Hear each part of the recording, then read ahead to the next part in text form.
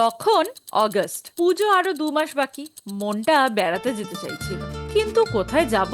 প্রায় সপ্তাহ দুয়ের রিসার্চের পরে ডিসাইড করলাম স্পেন। দেশটার নাম শুনেই কি জিন্দেগি না মিলেগি দোবারা সিনেমাটার কথা মনে পড়ে যাচ্ছে। আর যারা ফুটবল পাগল, তাদের কাছে এই দেশের এক একটা শহরের নাম বললে এক একটা ফুটবল ক্লাব মনে হবে। তার থেকে আরো অনেক বেশি ইন্টারেস্টিং এই দেশের হিস্ট্রি আর কালচার।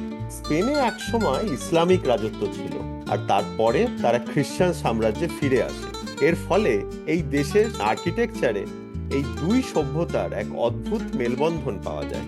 শুধু স্পেন না, না, এত কাছাকাছি এসে ক্রিশ্চিয়ানো রোনাল্ডোর দেশ, ভাস্কো দা গামার দেশ পর্তুগাল কেন বাদ যায়?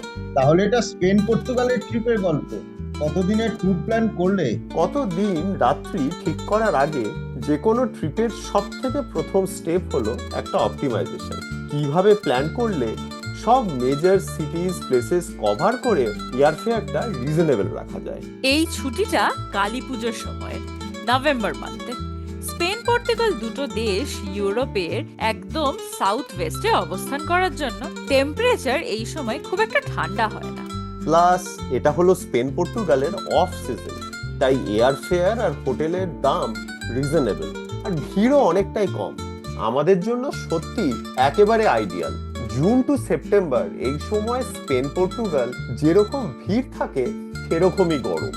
ডেস্টিনেশন ডিসাইড হতেই শুরু করলাম বেস্ট এয়ারফেয়ার ডিলস এর সার্চ।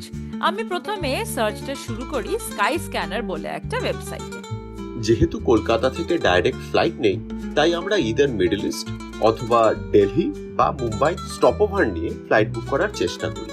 আচ্ছা, সেটা বুঝলাম, কিন্তু স্পেনের কোন শহরের টিকিট তোরা বুক করলি? Very good question. আমরা যখন টিকিট প্রাইস বা ওভারঅল কস্ট অপটিমাইজ করি, তখন এই কোশ্চেনটা আমরা খুব সিরিয়াসলি নিই। এই ট্রিপে আমাদের অপশন মূলত 4টে ডেস্টিনেশন এয়ারপোর্ট: ম্যাড্রিড বা বার্সেলোনা স্পেনে, আর লিসবন বা পোর্তো পর্তুগালে।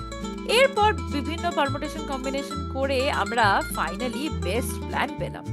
যাওয়ার সময় কলকাতা টু ম্যাড্রিড ভায়া মুম্বাই আর মিউনিক লুফথানসা এয়ারলাইন্সে, আর ফেরার সময় বার্সেলোনা থেকে কলকাতা ভায়া দোহা কাতার এয়ারলাইন্সে। রিটার্ন এয়ারফেয়ার নয় বলে নিশ্চয়ই কস্ট অনেক বেশি পড়ে গেল। একেবারেই না।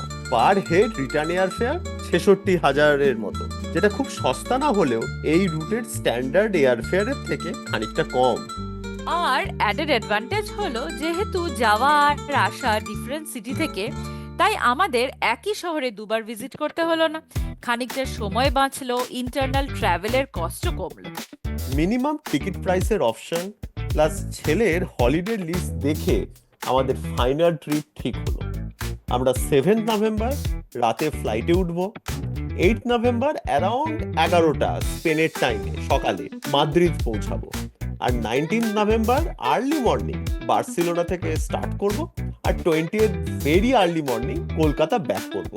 অর্থাৎ মাঝে পাচ্ছি 11টা দিন। এরপরে ডিটেল প্ল্যানগুলো আমরা ইন্ডিভিজুয়াল ডে আর প্লেস ওয়াইজ যে আড্ডাগুলো দেব সেখানে ডিসকাস করব। হ্যাঁ, তাই হোক। ডিটেল প্ল্যান পরে শুনবো, কিন্তু এখানে একটা ইম্পর্টেন্ট স্টেপ, ভিসা। সেটা কি করে পাওয়া যাবে? ভিসা প্রসেস নিয়ে আমরা একটা ডিটেইলড ভিডিও বানাবো। তাহলে কোন কোন জায়গায় যাবে সেটা কি ভেবে নিয়েছিলে? আমরা মেন শহরগুলো কভার করব।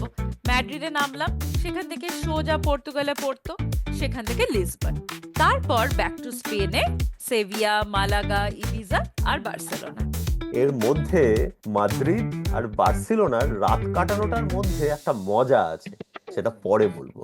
আর এছাড়া আমরা পর্তুগালের সিন্ট্রা আর স্পেনে কর্ডোবা আর গ্রেনাডা এই দুটো সিটিও কভার করব। অবাক লাগছে, এই 11 দিনে তো প্রায় দুটো দেশই ঘুরে ফেলবে। একেবারে গোল চক্কর। প্ল্যানিংটাই আসল। প্ল্যানিং কিন্তু আরো ডিটেইলড।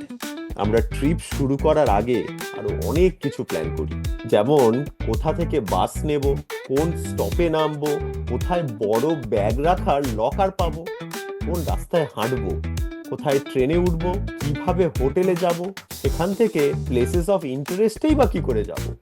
এই সব কিছু আগে থেকে প্ল্যান্ড হয়ে থাকে। বিদেশে বাসে ট্রেনে ট্রাভেল করা লোকাল লোকেদের সাথে, এ তো বেশ সাহসের দরকার। ঠিক সাহস না, প্ল্যানিংটাই আসল।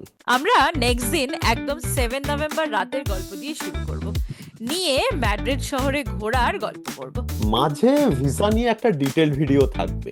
একদম অপেক্ষায় থাকলাম গল্প শোনার আর ভিডিও দেখার জন্য।